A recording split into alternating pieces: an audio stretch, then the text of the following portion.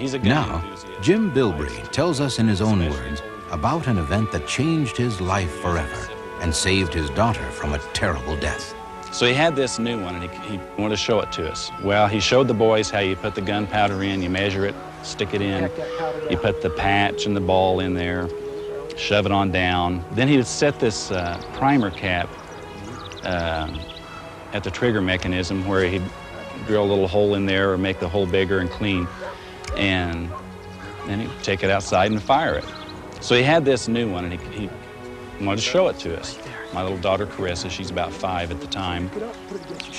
Jeremy was probably 9, and Jason was 12. About 70 feet up the hill, he'd had set up a target.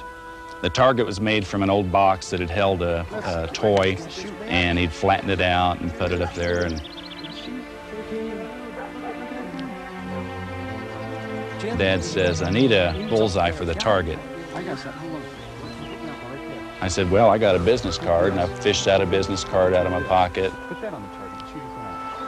Went on up the hill and stuck it on the target, which was setting against a small tree stump, a rotten tree stump. Keep an eye on his shirt because he can shoot. Watch down there at the target this time. He can shoot this time, so plug your ears. Look at Grandpa, look at that gun. So he aims, plug your ears. And the boys just, they're holding their ears. He pulls the trigger, and the ball went boom.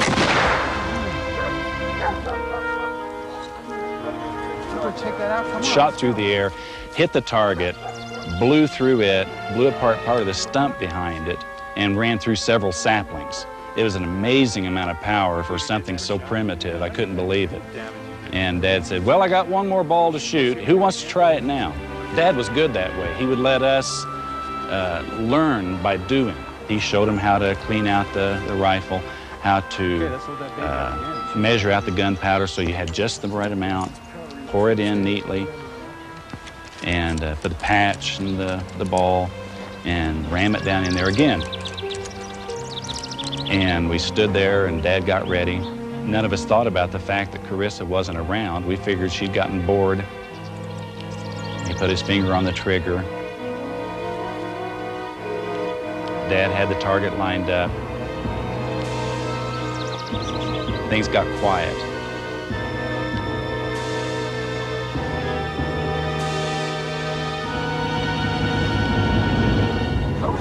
Suddenly, from behind us came a wall of sound. It was a voice, but none of us had said it. It had presence. It pushed against us. And Dad took his finger off the trigger, and out from behind the target stepped Carissa. She had been, she said, looking through a hole in the target. Her head was where the bullseye was. The next bullet would have gone through there. And my knees just turned to water. Dad turned pale. The rifle came down. And automatically, we knew instantly what would have happened to her if she hadn't stepped out from behind the target, or if the voice hadn't happened. It was a miracle that my little girl was not dead. She would have been gone. We wouldn't have had Carissa anymore. Now Carissa is 14 at this time, soon to turn 15. She's a poet with great wisdom. I'm so grateful we have Carissa with us. We know that what happened was a miracle. I don't know what else to call it. What was that sound the Bilbreys heard?